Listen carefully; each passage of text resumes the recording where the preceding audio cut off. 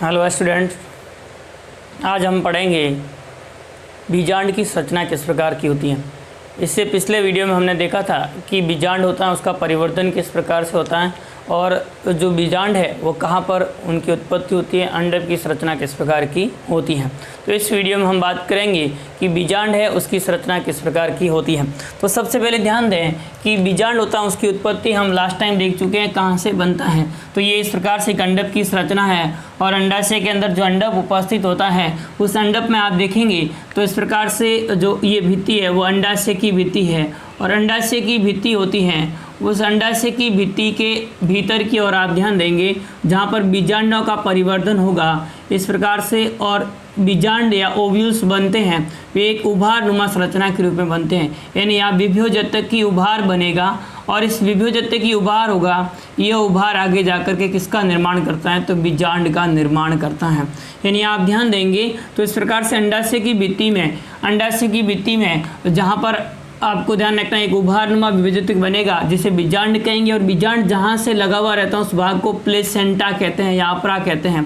तो इस प्रकार से प्लेसेंटा या जिसे हम अपरा कहेंगे या इसे हम कह सकते हैं वो कहेंगे बीजांडासन। तो इस प्रकार से बीजांडासन या जो अपरा होती है प्लेसेंटा होती है उसी पर एक उभारनुमा संरचना बनेगी और उस उभारनुमा संरचना को हम क्या कहेंगे बीजांड कहा जाता है। और बीजांडों का जो विन्यास होगा व्यवस्था क्रम होता है उस व्यवस्था क्रम को हम बीजांडा न्यास कहते हैं। तो इस प्रकार से ये बीजांड का जो उत्पत्ति है या जो बीजांड उत्पन्न होगा वह अंडाशय की भित्ति में एक उभारनुमा विभ्योजतक की संरचना बनेगी और इस उभारनुमा विभ्योजतक की संरचना होगी उससे हम क्या कहेंगे बीजांड के नाम से जाना जाता है।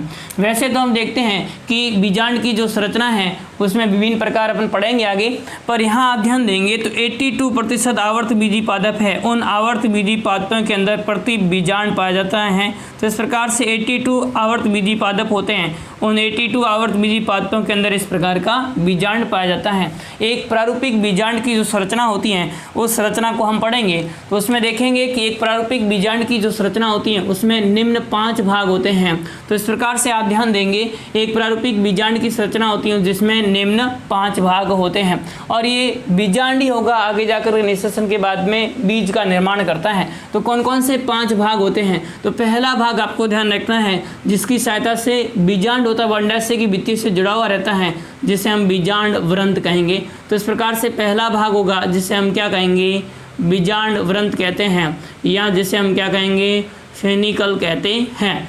दूसरा आप भाग ध्यान देंगे बीजांड व्रंत के बाद में तो आपको ध्यान रखना है कि दूसरा भाग होगा जिसे हम अध्यावरण कहते हैं। तो इस प्रकार से सेकंड भाग होगा वह कौन सा होगा अध्यावरण। थर्ड भाग आप ध्यान देंगे तो आप इसमें देखेंगे कि अध्यावरण के बाद थर्ड भाग होता है वो बीजांड द्वार होता है। कौन सा भाग होगा बीजांड द्वार। और फोर्थ भाग होता है जिसे हम बीजांड काय कहते हैं, न्यूसेलस कहते हैं। तो बीजांड काय और 5वां भाग आपको ध्यान रखना है जो इसके अंदर उपस्थित होता है उसे हम कहेंगे भ्रूणकोश या एम्ब्रियोसेक। तो इस प्रकार से एक प्रारूपिक बीजांड की संरचना होती है। उस प्रारूपिक बीजांड की संरचना में निम्न 5 भाग होते हैं बीजांड व्रंत, अध्यावरण, बीजांड द्वार, बीजांड काय और भ्रूणकोश उपस्थित होते हैं। इसमें आप देखेंगे कि ये भाग ये बीजांड व्रंत है और बीजांड व्रंत के जस्ट ऊपर का भाग ये बीजांड द्वार हो गया। बीजांड द्वार का अध्यावरण, भ्रूणकोश, बीजांड काय और ये इस प्रकार से संरचना उपस्थित होती है। तो ये हमको एक प्रारूपिक बीजांड की संरचना में ध्यान रखना है। सबसे पहली बात करते हैं हम बीजांड व्रंत की कि बीजांड व्रंत किसे कहते हैं, किस प्रकार से उपस्थित होता है। बीजांड व्रंत या फिनिकल होता है किससे कहा जाता है तो आप देखेंगे कि बीजांड होता है वह अंडाशय की, ये बीजांड इस प्रकार से वह अंडाशय की भित्ति से जुड़ा हुआ है, वो एक वृंतनुमा संरचना से जुड़ा हुआ होता है और इस वृंतनुमा संरचना को हम क्या कहते हैं बीजांड व्रंत कहते हैं। तो इस प्रकार से आप क्या देखेंगे कि जो बीजांड होता है वह बीजांड अंडाशय की भित्ति से बीजांड अंडाशय की भित्ति से बीजांड अंडाशय की भित्ति से एक वृंतनुमा संरचना से जुड़ा हुआ रहता है, एक वृंतनुमा संरचना से जुड़ा होता है और इस वृंतनुमा संरचना होती है उस वृंतनुमा संरचना को हम क्या कहेंगे, बीजांड वृंत कहा जाता है। तो इस प्रकार से बीजांड जिस वृंतनुमा संरचना या डंठलनुमा संरचना से अंडाशय की भित्ति से जुड़ी हुई रहती है उसी संरचना को हम क्या कहते हैं, बीजांड वृंत कहा जाता है। और बीजांड वृंत होता है ये, इस बीजांड वृंत जिस भाग से बीजांड से जुड़ा होता है, बीजांड के ये मुख्य शरीर है उससे जुड़ा हुआ रहता है, उस भाग को हम नाभिक कहते हैं। तो इस प्रकार से बीजांड से बीजांड वृंत जुड़ा हुआ आता है। बीजांड एवं बीजांड वृंत के जुड़ने के स्थल को क्या कहते हैं, बीजांड वृंत के जुड़ने के स्थल को हम क्या कहते हैं, जुड़ने के स्थल को हम नाभिक कहते हैं। तो इस प्रकार से नाभिक या हाइलम किसे कहा जाता है, तो आप ध्यान देंगे कि नाभिक या हाइलम होता है जहाँ पर जिस स्थल से बीजांड होता है वह बीजांड किससे जुड़ेगा, तो आपको ध्यान रखना है बीजांड होगा वह बीजांड वृंत से जुड़ता है, उस स्थल को हम क्या कहेंगे, नाभिक कहा जाता है। कई बार ये संरचना भी देखने को मिलती है कुछ पात्रों में कि नाभिक के स्थान, नाभिक के पास में एक फूला हुआ स्थान होता है जिससे हम क्या कहते हैं, रेफे कहा जाता है। तो ये इस प्रकार से पहली संरचना हमको ध्यान रखनी है बीजांड वृंत के बारे में। तो इसमें आप देखेंगे कि जो प्रत्येक बीजांड होगा वह प्रत्येक बीजांड एक वृंतनुमा संरचना से जुड़ा हुआ रहता है अंडाशय की भित्ति से, और इस वृंतनुमा संरचना को बीजांड वृंत कहते हैं। और बीजांड वृंत जिस स्थान पर आपको ध्यान रखना है बीजांड से जुड़ा हुआ रहता है उस स्थान को हम क्या कहेंगे, नाभिक कहते हैं। और कभी कभी बीजांड वृंत पर एक फूली हुई संरचना नाभिक के पास में उपस्थित होती है और इस फूली हुई संरचना को हम क्या कहते हैं, तो रेफे कहा जाता है। तो पहली बात हमको ध्यान रखनी है किसके बारे में, बीजांड वृंत के बारे में ध्यान रखनी है। दूसरी संरचना अपन ध्यान दें बीजांड वृंत के बाद में, वो सेकेंड संरचना ध्यान रखनी है अध्यावरण। सेकेंड कौन सा ध्यान रखना है आपको, अध्यावरण के बारे में या इंटेग्यूमेंट्स के बारे में, अध्यावरण या इंटेग्यूमेंट। तो इसमें आप देखेंगे कि जो बीजांड होता है वह आवरण से घिरा हुआ रहता है और बीजांड के बाहरी आवरण को ही हम क्या कहते हैं, अध्यावरण कहते हैं।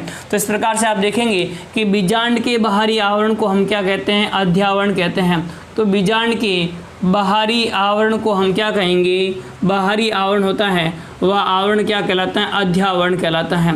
तो बीजांड के बाहरी आवरण को अध्यावरण कहते हैं। और अध्यावरण होता है यह बीजांड की सुरक्षा करने का कार्य करता है। यह क्या कार्य करेगा, बीजांड की सुरक्षा करने का कार्य करता है। तो इस प्रकार से बीजांड की सुरक्षा करने का कार्य है वो किसके द्वारा किया जाता है, तो आप देखेंगे अध्यावरण के माध्यम से किया जाता है। और आप ध्यान देंगे तो अधिकांश पात्रों में अध्यावरण होते हैं, उस अध्यावरण 2 होते हैं। इन अध्यावरणों की संख्या कितनी होती है, 2 होती हैं अध्यावरण, ये हमको ध्यान रखना है।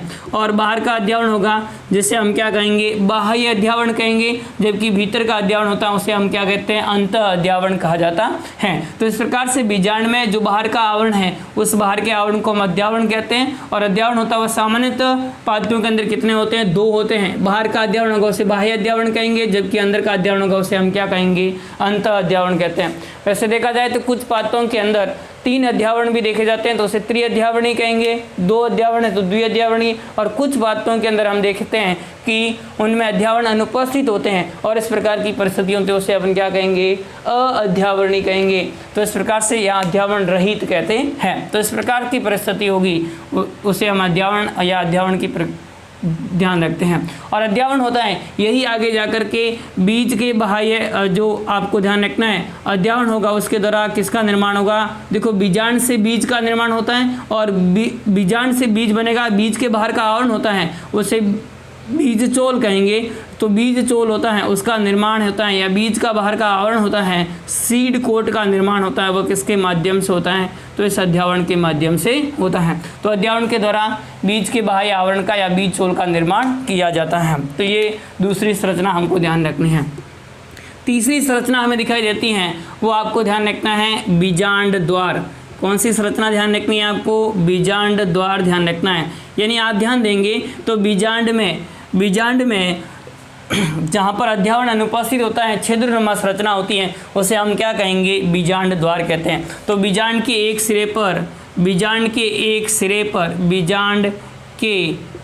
सिरे पर छिद्रनुमा संरचना होती है, सिरे पर छिद्रनुमा संरचना होती है। और छिद्रनुमा संरचना होती है वो किस कारण से बनती है, जहाँ अध्यावरण अनुपस्थित होता है, जहाँ पर अध्यावरण अनुपस्थित होता है।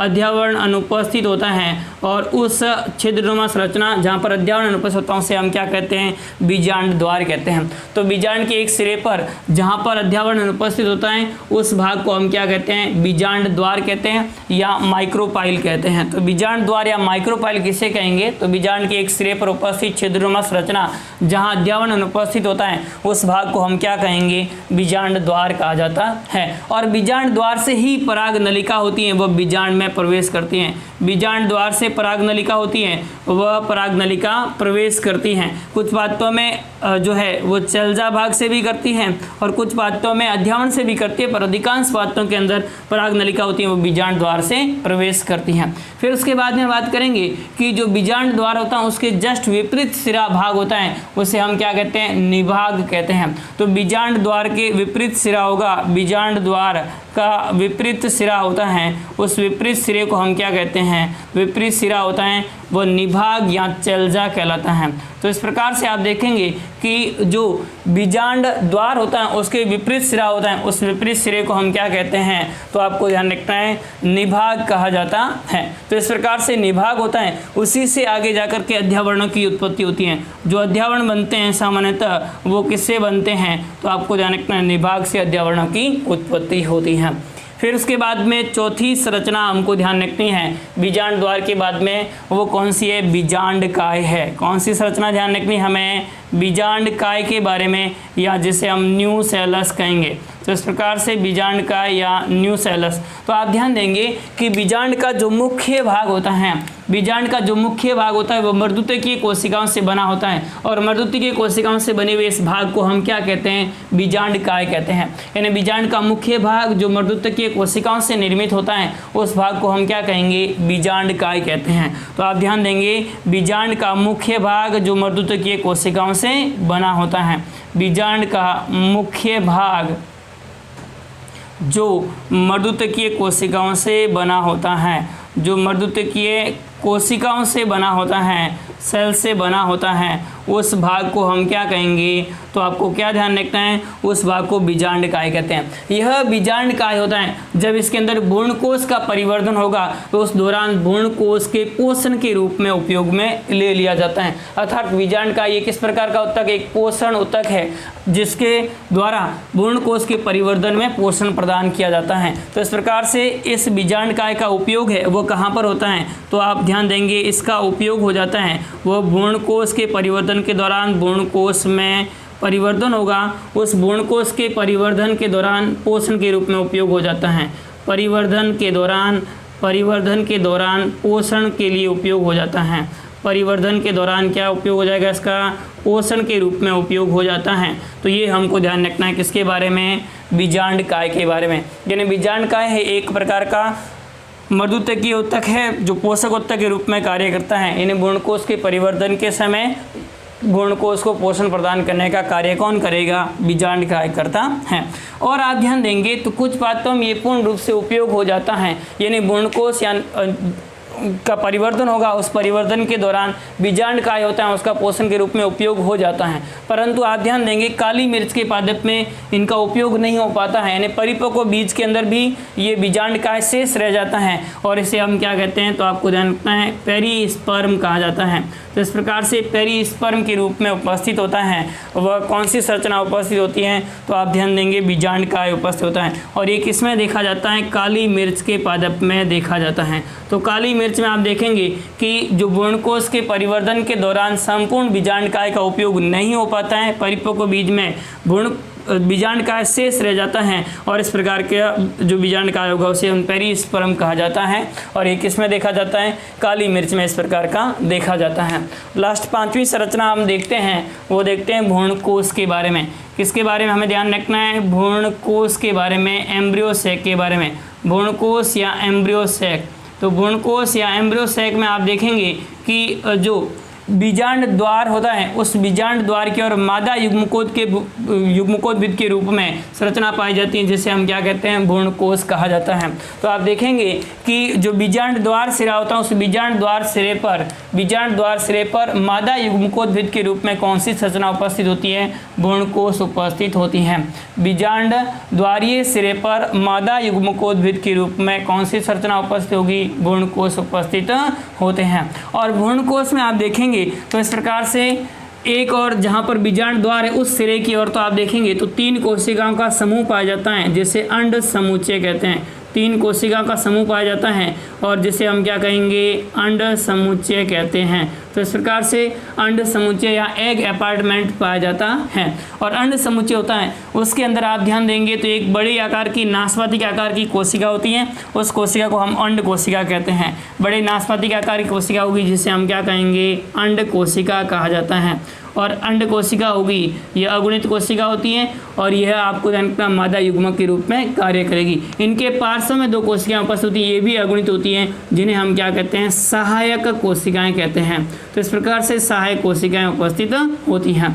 उसके बाद आप देखेंगे कि इसके जस्ट बीच में मध्य में 2 केंद्र कोशिका होती है और जिसे केंद्रीय कोशिका कहते हैं, सेंट्रल सेल्स कहते हैं। और केंद्रीय कोशिका होती है, ये केंद्रीय कोशिका और केंद्रीय कोशिका भी उसके अंदर 2 ध्रुवीय केंद्रक उपस्थित होते हैं। इसके अंदर 2 ध्रुवीय केंद्रक उपस्थित होते हैं। इनके अंदर ध्रुवीय केंद्रकों की संख्या कितनी होती है? 2 होती हैं। तो 2 ध्रुवीय केंद्रक इसके अंदर उपस्थित होते हैं। और आप ध्यान देंगे जब निषेचन की क्रिया हो जाती है तो ये दोनों ध्रुवीय केंद्रक मिलकर के और द्वितीय केंद्र का निर्माण करेंगे और यही द्वितीय केंद्रक होता है वो एक नर युग्मक के साथ जुड़ करके और त्रिशल्यन की प्रक्रिया संपन्न होती है।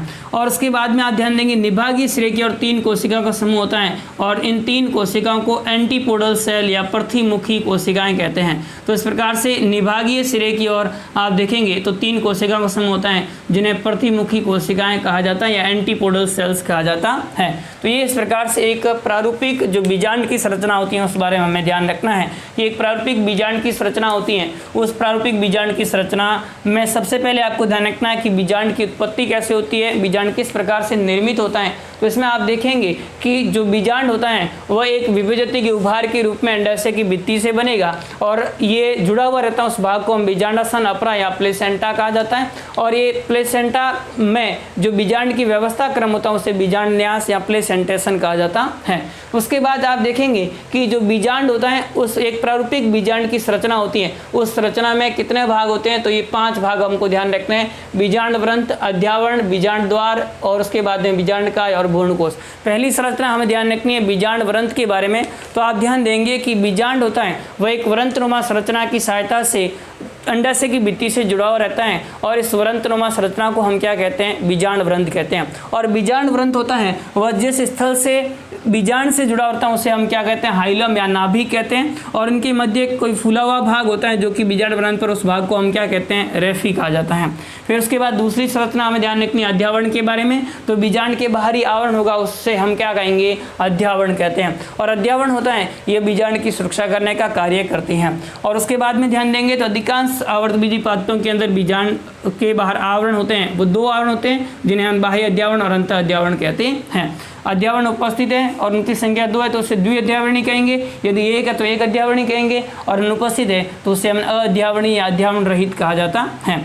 फिर उसके बाद में अगली संरचना हमें ध्यान रखनी है बीजांड द्वार या माइक्रोपाइल के बारे में। तो आपको क्या ध्यान रखना है कि बीजांड में एक छिद्रनुमा संरचना होती है जहाँ पर अध्यावरण अनुपस्थित होता है, उस भाग को हम क्या कहते हैं? बीजांड द्वार कहा जाता है। और बीजांड द्वार होता है उसका विपरीत सिरा होता है, उसे हम क्या कहते हैं? निभाग या चलजा कहा जाता है। निभाग या चलजा से ही अध्यावरणों की उत्पत्ति होती है।